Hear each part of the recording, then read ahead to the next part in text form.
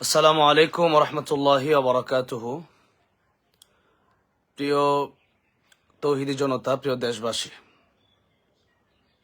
আপনারা আজকে যে ঘটনা শুনেছেন এবং যে বিষয়টি আমি লিখেছি সে বিষয় নিয়ে কথা বলবো। অত্যন্ত ভারাক্রান্ত এবং মর্মাহত হৃদয় নিয়ে আজকে লাইভে বসেছি। আজ বাংলাদেশের এমন একটি পরিস্থিতি তৈরি হয়েছে, বাংলাদেশে একজন মুসলিম ভাই আর একজন মুসলিম ভাইয়ের প্রতি এমন আচরণ করছে যে আচরণের কারণে আমরা মুসলিম জাতি ক্ষতিগ্রস্ত হচ্ছি। আজ বাংলাদেশের টঙ্গী বিশ্ব ইজতেমার ময়দানে যে ঘটনা ঘটে গেছে, এই ঘটনা কিন্তু নতুন নয়।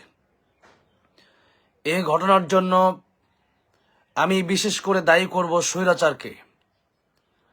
এই ঘটনার বিচার গতবার যখন টঙ্গী বিশ্ব ইজতেমার ময়দানে আমার প্রিয় আলেমদের গায়ে হাত তোলা হলো এবং তালেবুল ইলম ভাইদের উপর সাধারণ জনগোষ্ঠী, সাদপন্থী তথা ভণ্ডপন্থী যখন হাত তুলল, তখন যদি এই বিচারটা কঠিন থেকে কঠিন করে করা হতো, আমার মনে হয় বাংলাদেশে আজকে এই ঘটনা হয়তো দেখতে হতো না।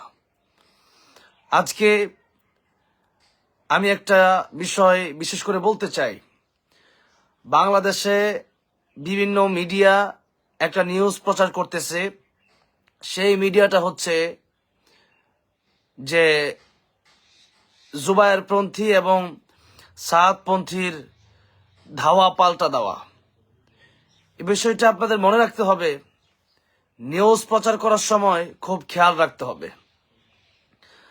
আজ বাংলাদেশে আমরা স্বাধীনতা পেয়েছি, কিন্তু এই যে আজকের যে মারামারি হয়ে গেল, আজকের যে হামলা হলো, এটা আমি মনে করি এটা একটা একপাক্ষিক হামলা।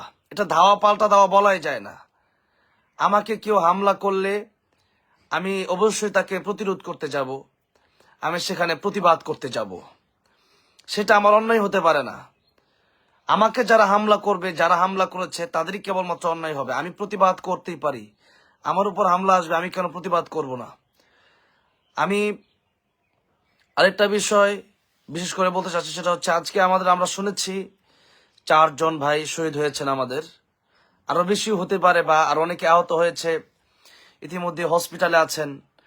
তাদের অবস্থা খুবই রিস্কের ভিতরে আছে। আগামীতে তাদের অবস্থা কোন পর্যায়ে পৌঁছবে সেটা তো বলতে পারছি না। যারা শহীদ হয়েছেন, আল্লাহ রাব্বুল আলামিন তাদেরকে জান্নাতুল ফেরদাউস দান করেন। আর যারা বেঁচে আছেন অসুস্থ, আল্লাহ রাব্বুল আলামিন প্রত্যেককে শিফায়ে কামেলা আজরা দান করেন। এরপরের কথা হচ্ছে,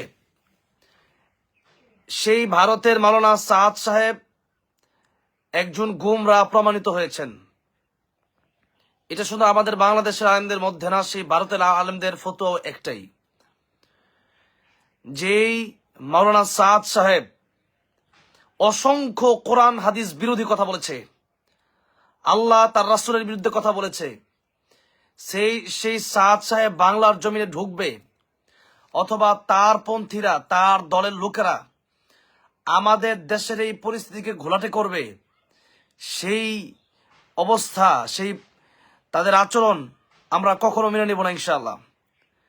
আমরা বলে দিতে চাই, বাংলাদেশের ছাত্র সমাজ যদি মাঠে নামে, এই ভণ্ড বাহিনী, এই সাদ বাহিনী পালানোর রাস্তা খুঁজে পাবে না ইনশাআল্লাহ।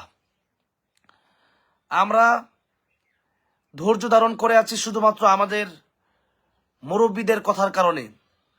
আল্লামা মামুনুল হক সহ বাংলাদেশের মুরব্বীরা, আলেমরা আমাদেরকে বলেছেন যে আমরা যেন ধৈর্য ধারণ করি। শুধু এই কারণে আমরা ধৈর্য এখনো ধারণ করে আছি। আমরা খুব দ্রুত এই যে ওসামা ওয়াসিফ আরো যারা আছে, যাদের নেতৃত্বে এই হামলা হলো, এই খুন হলো, ছাত্রদের উপর এবং আলেমদের উপর চরম পর্যায়ের নির্যাতন হলো, যারা এই নির্যাতনগুলো করলো তাদেরকে খুব দ্রুত ফাঁসির আওতায় দেখতে চাই এবং আইনের আওতায় দেখতে চাই, বিচারের কাঠগড়া দেখতে চাই। আর যদি বিচারের কাঠগড়া তাদেরকে দ্রুত না নেওয়া হয়, বাংলাদেশে ছাত্র সমাজ, বাংলাদেশে হক্কানি আলেমদের মোকাবেলা করা কারো পক্ষেই সম্ভব হবে না ইনশাআল্লাহ। আজ যে ঘটনা ঘটেছে, সারা বাংলাদেশের সত্যিকারের মানুষদের হৃদয়ে রক্তক্ষরণ হচ্ছে। সেই ঘটনার কারণে আজকে মানুষের নিজস্ব কাজ, নিজস্ব চিন্তাধারা আজকে অনেকটা স্তব্ধ হয়ে গেছে। সুতরাং আমরা ইজতেমা আগামীতে হবে কি হবে না সেটা পরে হবে ইনশাআল্লাহ, পরে দেখা যাবে। তবে ফার্স্ট কথা হলো, খুব দ্রুতই সিসি ক্যামেরার ফুটেজ ঠিকই আছে, যে ধারালো চাকু দিয়ে ক্ষতবিক্ষত করা হয়েছে, সেই ভিডিওগুলো কিন্তু এখনো আছে, সিসি ক্যামেরা সিসি ফুটেজগুলো আছে। সুতরাং তাদেরকে এখনো যদি না ধরা হয়, এবং শুধু তাদেরকে ধরা যাবে না, যারা এখানে লেলিয়ে দিল কারা, উস্কানি দাতা কারা, প্রত্যেকটাকেই ধরতে হবে। এদেরকে আর কোনো সুযোগ দেওয়া হবে না। আর যদি এই পরিস্থিতি যদি মোকাবেলা করতে সরকার সক্ষম না হয়, তাহলে এই পরিস্থিতি আর অনেক ঘোলাটে হয়ে যাবে। আমরা আইনের প্রতি শ্রদ্ধাশীল, তবে কথা হচ্ছে এই দেশে তারা আইনের প্রতি শ্রদ্ধাশীল না। ইতিপূর্বেই সরকারের পক্ষ থেকে বলা হয়েছিল যে এই দেশে যেন শৃঙ্খলা রাখা হয়, তারা একটা বিচার ব্যবস্থা, একটা সিস্টেম, একটা নিয়মের ভিতরে এই দাওয়াত তাবলীগটাকে নিয়ে আসবে। আজকে সেই সিস্টেম, সেই নিয়ম কানুনের ভিতরে নিয়ে আসার আগেই, যেখানে ইন্নামাল মুমিনুনা ইখওয়াতুন ফাসলিহু বাইনা আখাওয়াইকুম ওয়াত্তাকুল্লাহা লাআল্লাকুম তুরহামুন, আমরা মুমিন একজন একজনের ভাই, আমরা একজন একজনের ভুল হলে ধরাই দিতে পারি, আমরা আল্লাহকে ভয় করব যাতে করে আল্লাহর রহমত আমাদের উপর বর্ষিত হয়, সূরা হুজুরাত। তাহলে আমরা যদি একজনের ভুল একজন না ধরায়া, আল্লাহকে ভয় না করে আমরা যদি উল্টা মারামারি করি, আজ সেই ভারতের কিছু চাটুকার, কিছু ঔষধ বিক্রেতার মতো সাংবাদিক, মলম বিক্রেতার মতো সাংবাদিক উৎ পেতে বসে আছে যে কখন আমাদের বাংলাদেশের মুসলমানদের একটা ভুল পাবে আর সেখানেই তারা উগ্রবাদ, জঙ্গিবাদ বলে বলে চালিয়ে দিবে। আমার তো মনে হয় সেই নিউজ তারা অলরেডি করার জন্য তারা খুশিতে বাকবাকম হয়ে, তারা পাগলপাড়া হয়ে সেই নিউজ করার জন্য দৌড়াদৌড়ি শুরু করে দিয়েছে। তাহলে এই যে রিপাবলিক বাংলা আর অন্যান্য চ্যানেলগুলো যা আছে, এই চ্যানেলগুলো আজকে মুসলমানদের বিরুদ্ধে নিউজ করবে, এটা তো আমাদের জন্য বদনাম। সেই কারণে বাংলাদেশে স্থিতিশীল পরিবেশ তৈরি করার জন্য সরকারের কঠিন থেকে কঠিন ভূমিকা রাখতে হবে, এই ভণ্ডপন্থীদের বিচার করতে হবে, এবং এই ইজতেমার মাঠ হক্কানি আলেম যারা, কোরআন হাদিস যারা বোঝে, তাদের কাছে এই মাঠ ছেড়ে দিতে হবে ইনশাআল্লাহ। এই সাদ সাহেবকে কেন আসতে দেওয়া হবে না? এই সাদ সাহেব সরাসরি আল্লাহ রাব্বুল আলামিন কোরআন শরীফে বলেছেন, ইন্নাকা লা তাহদি মান আহবাবতা ওয়ালাকিন্নাল্লাহা ইয়াহদি মান ইয়াশা ওয়া হুয়া আ'লামু বিল মুহতাদিন। আল্লাহ বলছেন, নবী আপনিও হেদায়েত দিতে পারেন না, আমি আল্লাহর হাতে হেদায়েত। সেই সাদ সাহেব বলছেন, সেই সাদ সাহেব অসংখ্য অগণিত কোরআন হাদিস বিরোধী কথার মধ্যে এই একটা কথা বলেছেন যে হেদায়েতের সম্পর্ক যদি আল্লাহর হাতে হতো তাহলে নবী পাঠাতেন না। নাউযু বিল্লাহি মিন যালিক। নবীদেরকে আল্লাহ পাঠিয়েছেন যে যেন নবীরা আমাদেরকে পথ দেখিয়ে দেন, আর হেদায়েত তো কেবলমাত্র আল্লাহর হাতে। হেদায়েত যদি নবীর হাতে থাকতো তাহলে আবু তালেব, নবীর চাচা, নবীর সাথে জেল পর্যন্ত কাটলো, সে আবু তালেবকে আল্লাহ নবী হেদায়েত দিতে তো পারলো না।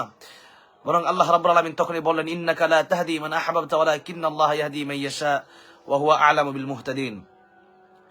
আজকে সেই কোরআন শরীফের সরাসরি বিরোধী কথা বলার পরেও সাদ সাহেবের পক্ষ যারা নিয়েছে তারাও ভণ্ড, তারাও বাতিল, তারা বাতিল। এবং সে বলেছে প্রত্যেক সাহাবী অপর সাহাবীর বিরুদ্ধাচরণ করেছেন। নাউযু বিল্লাহি মিন যালিক। চিন্তা করা যায়, কল্পনা করা যায় একজন সাহাবী আরেকজন সাহাবীর বিরুদ্ধাচরণ কবে করেছেন, সেটা তো কোনো মানেই হয় না। সাহাবী বিদ্বেষী সেই সাদ সাহেব। এরপরে বলেছে কোরআন শরীফ শিক্ষা দিয়ে যারা বেতন গ্রহণ করে তাদের বেতন বেশ্যার উপার্জনের চেয়ে খারাপ, তাদের আগে বেশ্যারা জান্নাতে প্রবেশ করবে। নাউযু বিল্লাহি মিন যালিক। আজান দিয়েছি, আমি কথা খুব অল্প শেষ করছি খুব সংক্ষেপে। সে বলেছে মাদ্রাসাগুলোতে জাকাত না দেওয়া হোক। কত বড় মাদ্রাসা বিদ্বেষী, আলেম বিদ্বেষী। মাদ্রাসায় জাকাত দিলে জাকাত আদায় হবে না। সারা আলেমের মাদ্রাসাগুলো জাকাত নিয়ে হারাম কাজ করতেছে। কি হারাম কাজ করেছে এবার? জাকাত নিয়ে নাকি মাদ্রাসায় আলেমরা হারাম কাজ করছে। আলেম বিরোধী কত, কোরআন বিরোধী, সাহাবা বিদ্বেষী। চিন্তা করা যায়? এরকম একজন মানুষের পক্ষে জানিয়েছে যারা কোরআন হাদিস ডাইরেক্ট বিরোধী, তারাও মানে ভন্ডের একটা দলে তারা শরিক হয়েছে। উলাইকা হিজবুশ শাইতান, শয়তানি কাজগুলো তাদের মাধ্যমে করাচ্ছে। আজকে দেশে যে পরিস্থিতি হয়েছে, এটা কোনোভাবেই হকপন্থী মারামারি হয়। হক এবং বাতিল ফেরকা, তাদের হকপন্থীদের বাতিল ফেরকা হকপন্থীদেরকে তারা আক্রমণ করে হকপন্থীদেরকে তারা আজকে শহীদ করে দিয়েছে। এবার কথা হচ্ছে যে আমরা বাংলাদেশে মুসলমানরা দেশকে যত ভালোবাসি তার চেয়ে বেশি আমরা ইসলামকে ভালোবাসি, আল্লাহ কোরআন রাসূল আল্লাহ রাসূল সাল্লাল্লাহু আলাইহি ওয়াসাল্লামকে ভালোবাসি। সুতরাং কোরআন বিরোধী, হাদিস বিরোধী যেই কথাগুলো সেই সাদ সাহেব বলেছেন, এই কোরআন বিরোধী এবং হাদিস বিরোধী, আল্লাহ বিরোধী, সাহাবী বিদ্বেষের কথা যতক্ষণ পর্যন্ত সে না ফিরে নেবে, যতক্ষণ পর্যন্ত সেই সাদ সাহেব তওবা না করবে, ততক্ষণ পর্যন্ত বাংলার জমিনে বাংলাদেশের মানুষ কোনোদিন তাদেরকে ঢুকতে দেবে না। ইনশাআল্লাহ, ইনশাআল্লাহ, ইনশাআল্লাহ কোনোদিন ঢুকতে দেওয়া হবে না। আমরা জীবন দিব। আজকে জীবন কাছে শুধু তাই না, আগেও জীবন দিয়েছি আমরা, এই জীবন দেওয়া হবে ইনশাআল্লাহ। তবু এই গুমরা লোককে বাংলাদেশের পরিস্থিতি ঘোলাটে করতে আমরা দেব না ইনশাআল্লাহ। আমরা এই বাংলাদেশে কিভাবে ঐক্য হবে সেটা চাই, আর তারা কিভাবে মারামারি করবে সেটা চাই। মারামারিও বন্ধ হবে, বাতিল ফেরকাও বন্ধ হবে ইনশাআল্লাহ। আমরা সেই প্রস্তুতি নিচ্ছে। আমাদের মুরব্বীরা যখনই ডাক দেবে ইনশাআল্লাহ, আমরা মাঠে ময়দানে যে কোনো সময় যে কোনো জায়গায় আমরা প্রস্তুত আছি। আমাদের জীবন আমরা দেব, রক্ত দেব ইনশাআল্লাহ। তবু আমরা বাতিলের কাছে আমরা কোনোদিন মাথা নত করবো না, বাতিলের কথা আমরা মেনে নেব না ইনশাআল্লাহ। আমরা আল্লাহর কোরআনে যা আছে সেই কথা বলেই আমরা দাওয়াতের তাবলীগের কার্যক্রম চালু রাখার চেষ্টা করবো ইনশাআল্লাহ। আজকে এই পর্যন্তই। আমি সর্বশেষ কথা আবার বলতে চাই, আমরা খুব দ্রুত আমরা এই যারা শহীদ করে দিয়েছে আমাদের ভাইদেরকে তাদের বিচার চাই, এবং যারা শহীদ হয়েছেন তাদের জন্য আমরা দোয়া করবো। আল্লাহ রাব্বুল আলামিন তাদেরকে জান্নাতুল ফেরদাউস দান করেন। এবং তৃতীয় কথা হচ্ছে দাওয়াতের তাবলীগের এই ইজতেমার মাঠ আমরা কোনোদিন বাতিল ফেরকার হাতে আমরা ছেড়ে দেব না, ভণ্ডদের হাতে আমরা ছেড়ে দেব না ইনশাআল্লাহ। এবং চতুর্থ কথা হচ্ছে ইমানদাররা যে মারামারি যদি এভাবে আমরা করি, তাহলে ভারতের ওই হলুদ মিডিয়াগুলো চান্স পেয়ে যাবে আমাদের বিরুদ্ধে কথা বলার জন্য। এই জন্য আমরা এগুলো থেকে কিভাবে নিষ্পত্তি করা যায়, এই জন্য আমরা সরকারকে এই ভূমিকা রাখার জন্য আমি আকুল আবেদন জানাচ্ছি। আজকে এই পর্যন্তই। দোয়া চাই, আবার দেখা হবে কোনো ময়দানে ইনশাআল্লাহ আপনাদের সাথে, অন্য কোন লাইভে। আর আমাদের দেশের এই পরিস্থিতি যেন আল্লাহ রাব্বুল আলামিন সুন্দর করে দেন, সেই দোয়া আপনারা সবাই করবেন। শহীদ ভাইদের জন্য দোয়া করবেন। আল্লাহ রাব্বুল আলামিন সবাইকে জান্নাতুল উচ্চ মাকাম দান করেন, জান্নাতুল ফেরদাউস দান করেন, আমিন। আসসালামু আলাইকুম ওয়া রাহমাতুল্লাহি ওয়া বারাকাতুহু।